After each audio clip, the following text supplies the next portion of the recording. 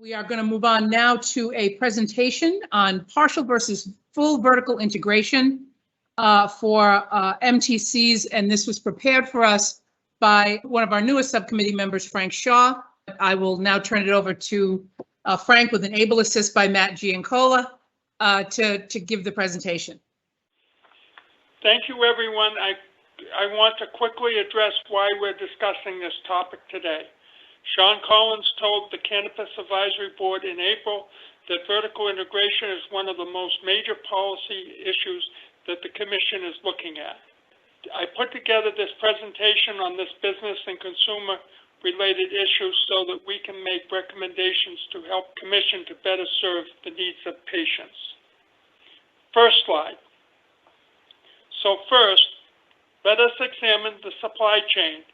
Using a marijuana-infused chocolate bar as an example, first the marijuana is cultivated. The cannabis undergoes extraction, and the cannabinoids are infused into the chocolate during the manufacturing process. The product is packaged, and the chocolate bar is transported to the dispensary where the patient and their caregivers purchase the product. Can you see that on that slide? Second slide. What is vertical integration? An entity that participates in more than one activity in a industry supply chain is vertically integrated. As you can see, XYZ engages in two supply chain activities. XYZ is both a cultivator and a retailer. Therefore, their operation can be described as vertically integrated. Third slide. Under the definition, an entity is an MTC if it engages in any one of the listed activities, as you can see there in the broad range of activities that the MTC may be permitted to engage in. The DPH established criteria for licensure in that initial regulation that requires MTCs to perform all activities in the supply chain. On the left, you can see the structure of an MTC license. Under a single license, an entity must cultivate, manufacture, and retail. This is the vertical integration requirement. Since 2013, only 52 independent companies have completed the MTC licensing process, opening 83 dispensaries. All 52 companies are fully vertically integrated with their own cultivation, manufacturing, and retail facilities. Fourth slide. Section 16 of Chapter 94G limits any entity from holding more than 3 MTC licenses. On the left, you'll see that each MTC license is required to have the same structure. On the right, you'll see how most entities establish a single cultivation manufacturing center that supplies the 3 retail dispensaries. Fifth slide. The problem is, despite being vertically integrated by definition, companies such as XYZ cannot open as an MTC because Commission requires full vertical integration. On one hand, the Commission gives adult use companies the freedom to choose whether to perform one activity or several. On the other hand, the Commission forces each MTC to operate every major activity in the supply chain. The lack of capital is among the top 3 reasons why entrepreneurs are unable to enter the cannabis industry in general. The MTC license itself is $50,000 annually, more expensive than any adult use cannabis license. These imbalances are contributing to the lack of access for patients and furthers the equity of trends in the medical cannabis industry. Sixth slide. In response to feedback, the Commission has improved the medical program tremendously. These improvements have led to the program reaching 100,000 certified patients in the past year. Cape Cod has only 2 MTCs, as you can see on the map. Cape Cod also has 8 recreational retailers, and 8 adult use retailers can only become MTCs if they become fully vertically integrated with cultivation, manufacturing, and retail facilities. As you can see, the current model has left patients with limited options. This hurts patients' access in those areas and leads to more patients believing that growing their own marijuana at home is the only way to meet their medical needs. Home cultivation presents its own risks to the individuals as well as the community. Seventh slide. An entity is an MTC if it acquires, cultivates, possesses, processes, repackages, transports, sells, distributes, delivers, and dispenses, or, and the key word is or, administers marijuana. The key here is the word or, which makes this a disjunctive list, because or normally denotes a choice. This disjunctive list does not require all activities to be undertaken. Therefore, the Commission has the authority to begin licensing MTCs to engage in at least one, but perhaps several of the listed operations. The first sign that the CCC was willing to address the vertical integration requirement was during the COVID-19 pandemic. Beginning on April 7th, 2020, certain marijuana establishments, such as adult use manufacturing, would allow to supply medical marijuana dispensaries through regulatory waivers. If vertical integration was a statutory requirement, supplying an MTC directly with products from adult use industry would not be possible by the CCC. MTCs can only engage in acquiring limited amounts of wholesale marijuana from other MTCs. Co-located operators, on the other hand, are not subject to wholesale limitation and may source their entire inventory from third parties. In other words, once an MTC becomes co-located, they're not required to source any of their own product and may stock their shelves of their MTCs with 100% third-party products. If little to none of the MTC's own product is actually sold in their MTCs, this begs to question if wholesaling is meeting the patient's demand. What is the purpose of continuing the vertical integration requirement? 8th slide. So what is the solution? There seems to be 2 types. There's a regulatory solution on the left, and on the right is a legislative solution. Let's begin with the regulatory solution. The first regulatory solution is for the Commission to recognize entities that are partially vertically integrated for MTC licensure.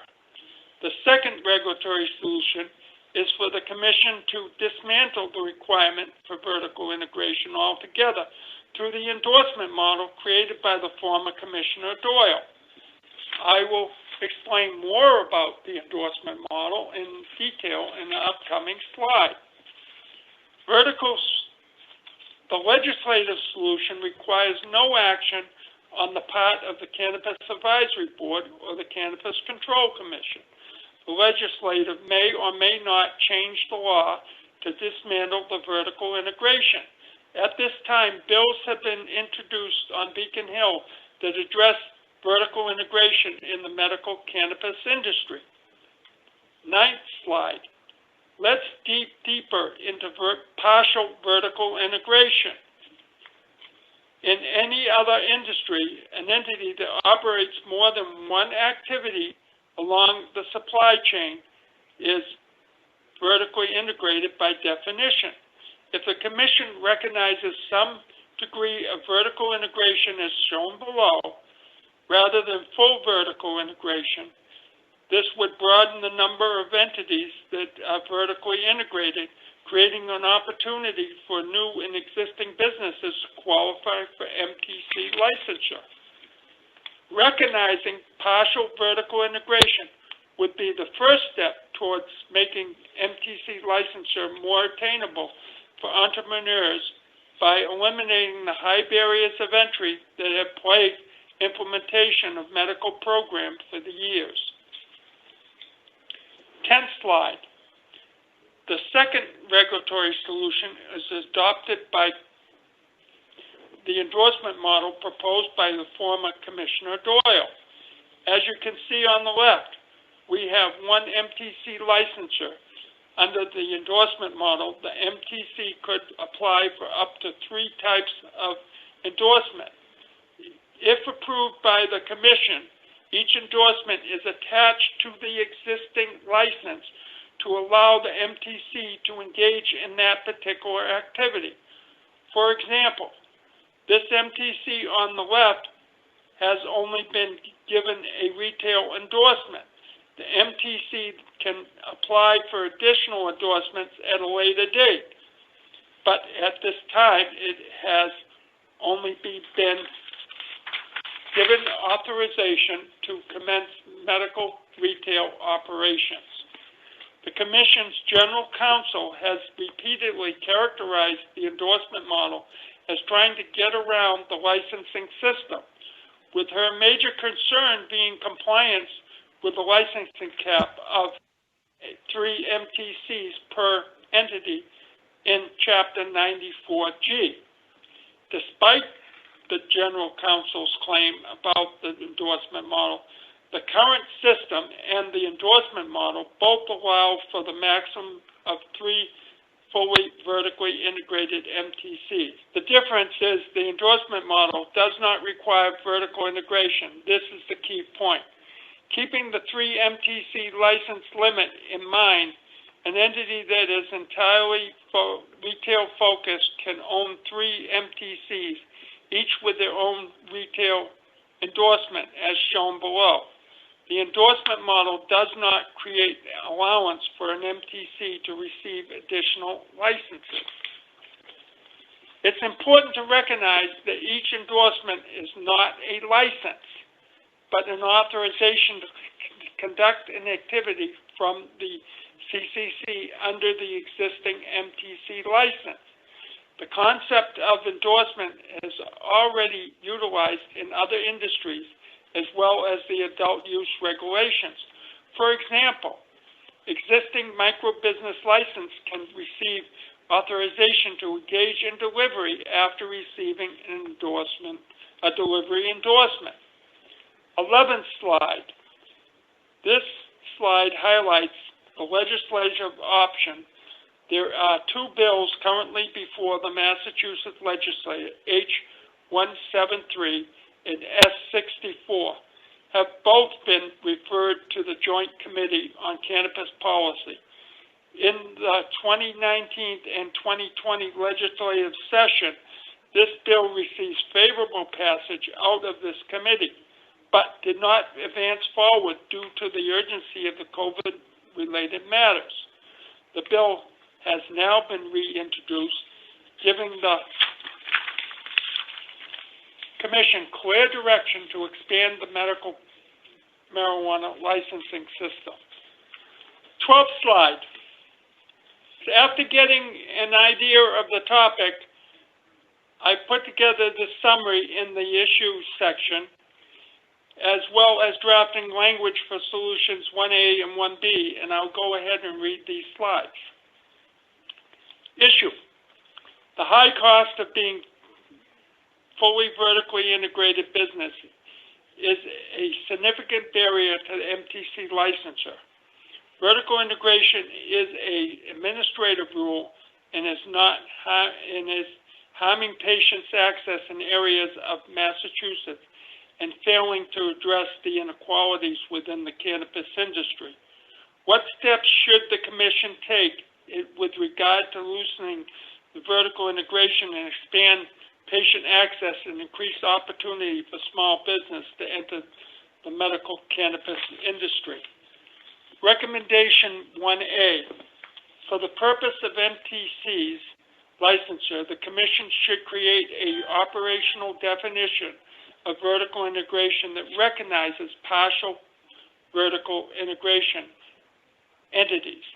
This is the first step in a larger goal to open the MTC license applications so that more businesses can operate to meet the patient's demand. Recommendation 1B. For the purpose of an MTC licensure, the Commission should fully eliminate the requirement for MTC license to be fully vertically integrated. The Commission should use the endorsement as a prerequisite if an MTC licensor would like to engage in additional activity. The second step would provide MTC licensor with a choice in how to operate their business in a similar fashion as adult use licensing scheme. 13th slide. Recent action taken by the Commission and the new interpretation of the state statute have led to the conclusion that vertical integration is an administrative rule and not a statutory requirement. The endorsement model is a solution that would not require vertical integration and, equally as important, would not allow entities to invade the 3-cap MTC license limit. Altering or eliminating the vertical integration requirement for MTCs will have a significant impact on medical use regulations. CCC Executive Director Sean Collins called the implementation the concept that most monumental undertaking we would have had since the creating of the industry. Vertical integration was a major topic presented to the CAB in this round of discussion, and there are many processes related to consideration for our subcommittee to discuss at future meetings in order to help the Commission to implement and flesh out these concepts. Thank you very much, Frank. This is much appreciated.